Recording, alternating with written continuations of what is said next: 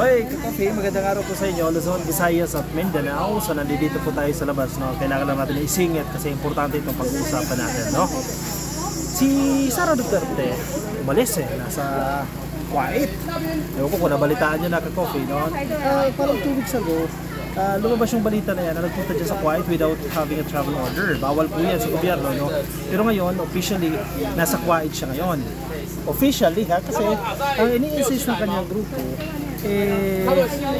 yung trabaho niyang gagawin niya dyan sa Kuwait ay parte ng kanyang mandato. Pero alam mo ka-Coffee ha, inconsistent yung sinasabi nila dyan na yung tungkulin ni Sara Duterte dyan sa Kuwait mandato niya. Kasi kung mandato niya yan, talagang paninindigan niya na gobyerno ang gagastos sa kanyang biyahe. Pero pumunta siya dyan, ang sinasabi nila at zero expense coming from the government. So walang gagastusin po ang gobyerno, zero. Pero ini-insist nila, mandato daw ni Sara yung pagpunta dyan. So kung mandato yan, di ba? Official yan. So okay lang, nagastusan ng gobyerno yan kung official yan. Kasi mandato mo nga yan Pero bakit hindi nila ginagawa yan? Alam mo kung bakit?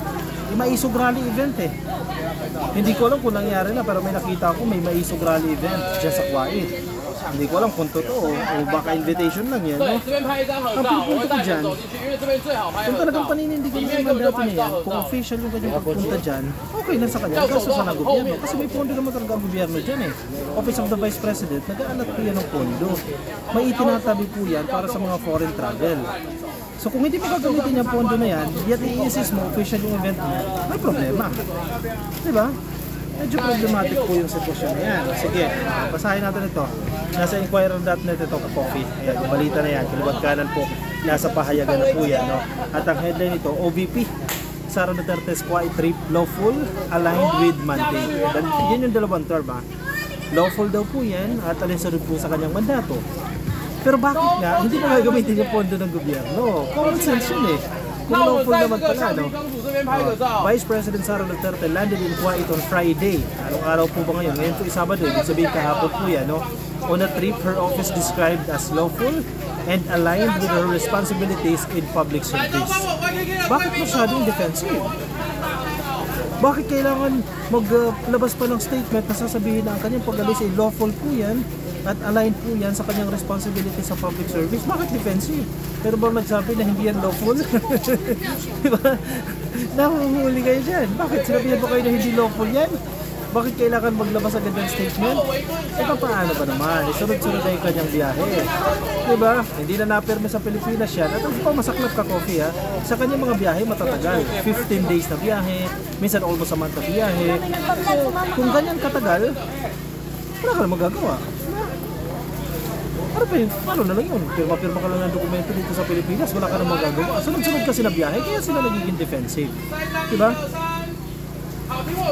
In a statement on Saturday, the Office of the Vice President Duterte was in the Middle Eastern country to join Filipinos there for a gathering to discuss their concerns.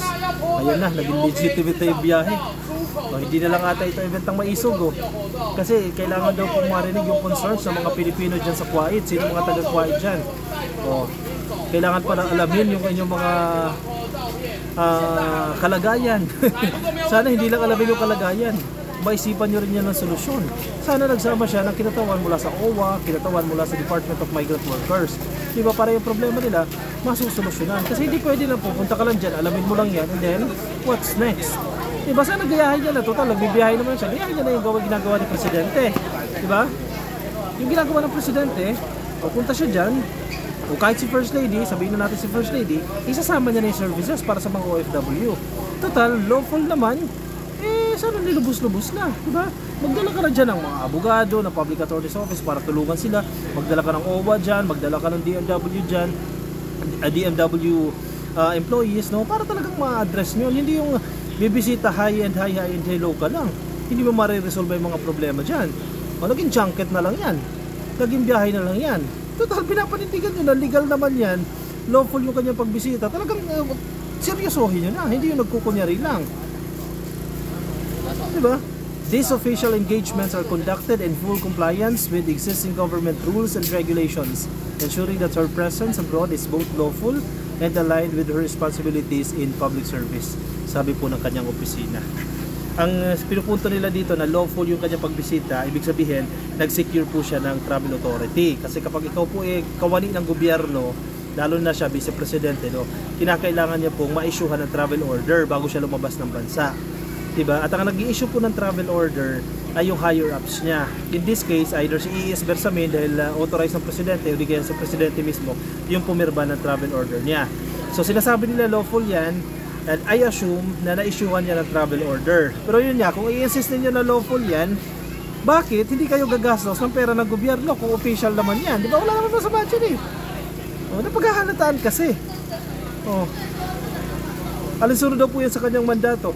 In addition, no public funds are used for all her travels overseas. It added. Oh, bakit tayo gumamit? Kasi may nagpupondo. Sinong nagpupondo dyan? Yun ang tanong dyan. Sinong nagpupondo ng mga biyahe ni Sara Duterte? Sa iba't ibang bansa, hindi isang araw, hindi dalawa, hindi isang linggo, minsan halos isang buwan o 15 days.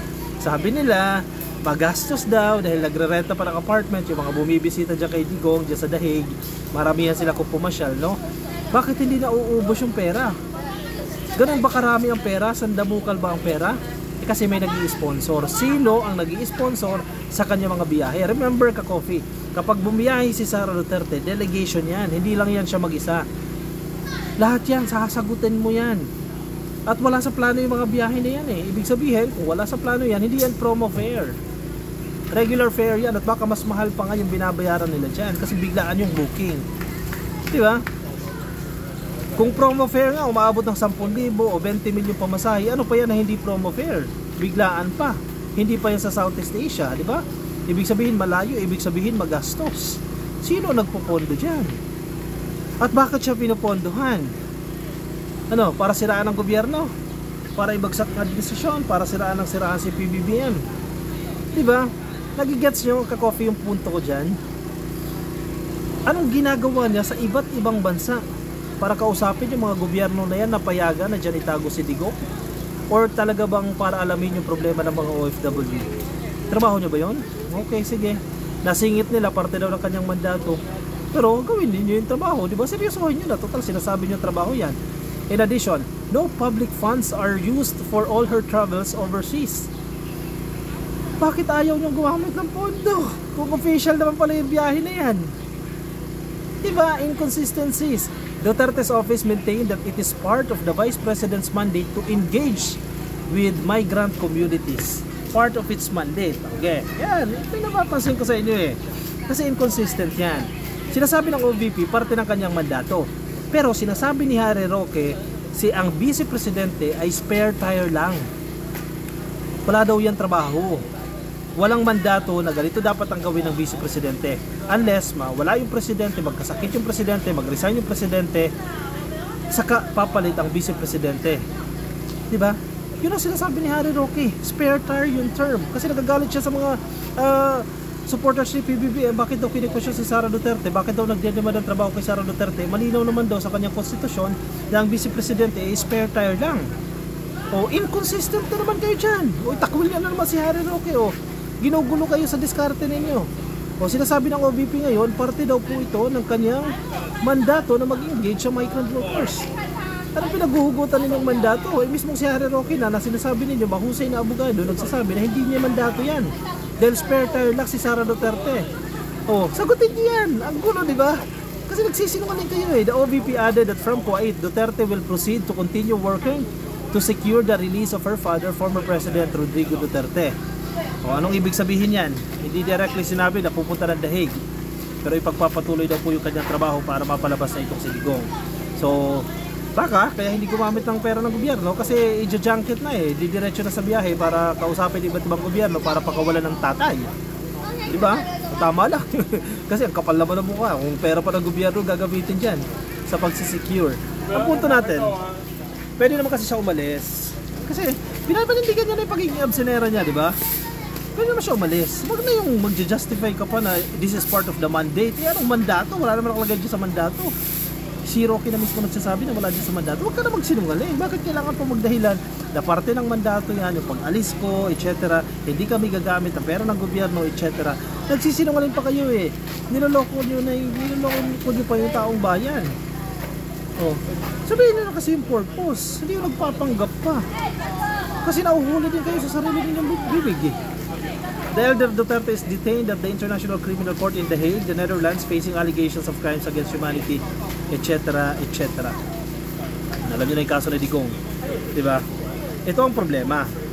Recently, naging maingay na naman yung pagiging absenera ni Sara Duterte, itong habitual absence. Sabi niya hindi raw siya absenera. Ano yun? Saan ka nakakita ng hindi absenera na mawawala ng 15 days, mawawala ng 3 weeks, tapos papahinga saglit, siguro maglalaban ng damit, o aalis na naman. Hindi daw siya absenera dyan. Yes, hindi nag-attendance, hindi nagta-time card ang vice-presidente kasi vice-presidente yan, di ba? Pero yung i-deny mo na ikaw ay absenera, kasi nagmamali na sila dyan eh. Hindi ako absenera, yan ang ini-insist nila. Wait, kahit ilabas natin lahat ng travel order ng kanyang mga biyahe, lalabas na napakaraming absent ni Sara Duterte. Bakit niya kailangan i-deny? Diba? Karakter na ni Sara yan, mag-deny ng mag-deny. Malinaw na malinaw. Nababalita, umalis siya ng ganitong araw, nababalita na dumating siya ng ganitong araw. 3 weeks siyang nawala, 2 weeks siyang nawala. 1. Malinaw yan, nasa balita yan. Pangalawa, may mga travel order nasa Malacanang. Alam mo, bait pa nga ang Malacanang eh. Diba, ini-issue siya ng travel order without questions. I think I suppose, walang question yan. Pirma-pirma na lang yan para hindi na humaba. Mabait pang Malacanang sa kanya. Ayan, o daming ebidensya. News reports na umalis yan at dumating ng bansa. Mabibilang mo dyan kung ilang araw na wala yan. Yung travel order, official document yan, government document yan, may access ang tao dyan. Makikita mo dyan kung kailan umalis at kailan siya planong bumalik. Tapos sasabihin mo, hindi ako absenera. Ano yun? Ano pinaghuhugutan niya ng hindi ako absenera? Eh madalas nga wala ka. Madalas nga hindi ka makita. Paano kung naging hindi ka absenera? Diba? Sinungaling. Parang yung ano lang yan eh, yung kanyang live noon na pinagbantaan niya yung buhay ni PBBM, ni First Lady at ni Martin Romualdez. Remember? Pinagbantaan niya, sabi niya, chuchugiin ko kayo pag may nangyari sa akin. A few days after, nagkaroon ng investigasyon, biglang deny. Hindi ko sinabi yan. Madam, andyan ang ebidensya oh. Maliwanag na maliwanag. Very clear. Nandiyan dyan yung ebidensya na pinagbantaan mo yung buhay ng mga taong yun. Tapos sasabihin mo, wala akong sinabing ganyan. Nandiyan dyan ang video, recorded. Ang pinupunto ko, kung kayang gawin niya ni Sara sa mga ganyang bagay na obvious yung ebidensya, papaano pa sa mga bagay na hindi natin alam at hindi natin nakikita. Exhibit A, confidential funds. Lately lang naman naglabasan yung may Grace Piatos na yan at yung mga pangalan na yan eh. Pero ano nangyari? Mas matindi pa yan kasi wala tayong nakikita, wala tayong nalalaman dyan. Diba? Kasi kung totoo nga, kung malinaw na, nakikita mo na nandiyan yung ebidensya, nakalantad na dyan yung ebidensya, i-deny pa. What more, itong hindi natin nakikita. Diba? Ang tindi. Tapos, i-deny niya pa yung pagiging absenera niya. Critics have called out her habitual absence due to her frequent travels abroad. Duterte addressed the criticism by saying she was visiting Filipino communities overseas who were frustrated with what is happening in our country. Biruin mo? Nakaisip pa ng diskarte? May dahilan pa. Alam mo, sinasabi niya sa Tagalog, no? Hindi ako absenera. Nagpupunta ako sa iba't ibang bansa para kausapin ko yung mga Pilipino na frustrated sa administrasyon ni Marcos. Yan ang gusto niyang palabasin. Ito mga OFW na yan, malinaw na mga DDS yung mga yan, at frustrated daw po at hindi nila nagugustuhan ang nangyayari sa administrasyon na ito. Kaya siya umaalis ng bansa para kausapin ng mga Pilipino na to. Nagsinungaling ka na naman dyan. Kaya ka umaalis ng bansa para asikasuhin yung kaso ng tatay mo. O pinaganda mo lang, sinugarcoat mo lang yan para mabigyan natin ng purpose, mabigyan natin ng ibang meaning, sabihin natin na yan ay para po kausapin yung hinaing ng mga Pilipino. Now, sa dami ng biyahe na yan, anong solusyon? Anong accomplishments? Na-address ba itong hinaing ng mga Pilipino? Parang wala akong narinig. O manira lang na manira sa gobyerno. Kung na-address ang problema, walang problema. At least nakakatulong ka sa gobyerno. Ang problema hindi eh. Anong ginagawa? Ibabash pa ng ibabash ang gobyerno, i-criticize ang gobyerno. Remember, parang June ata ito, June or July. Anong ginawa niya? Kasi nasabi niya, ang tao daw, ang gobyerno daw, hindi pa raw natuto, hindi handa sa mga pagdating ng mga baha, pagdating ng mga sakuna. Ang gobyerno ha ma'am, you are part of the government. Parte ka ng gobyerno. Hindi lang si Marcos ang bibirahin mo ng bibirahin. Si Marcos at sisisihin mo na sisisihin sa pinaggagawa mo. O yan siguro pinag-usapan nila abroad. With the Filipino community daw. Dapat hindi Filipino community, with the DDS community. Ganon lang yun. Huwag mo na idama yung mga Pilipino dyan dahil matitino yung ibang Pilipino dyan. Di ba? Malinaw na malinaw yan. Oh, nagdadrama pa. Gumagawa pa ng eksena. Eh kung tumulong ka na lang sa gobyerno, di ba? Maganda pa. Oh, kung sunod-sunod yung pagbaha, oh, ito may investigasyon sa flood control, tumulong ka para mag-imbestiga dyan, oh. Kung ano bang magagawa mo dyan, basta makatulong ka sa gobyerno, yun na lang sana. Hindi yung kung ano pang kalokohan ang gagawin at magsisinungaling pa pag nahuli. Ay naku naman, oh, talaga nga naman, oh. O siya, sige, i-komento po ang inyong opinion, reaksyon dyan sa comment section. Baka may mga nais po kayong sabihin para mabasa rin po yan ng iba nating mga ka-coffee. Yung mga nasa Facebook, pasuyin na lang, baka di pa po kayo naka-like and follow sa ating Facebook page. Please like and follow. Yung mga nasa YouTube, click lang po ng subscribe, and TikTok, click lang po ng subscribe. I'll see you ka-coffee in the next video. Maraming salamat po, bye-bye.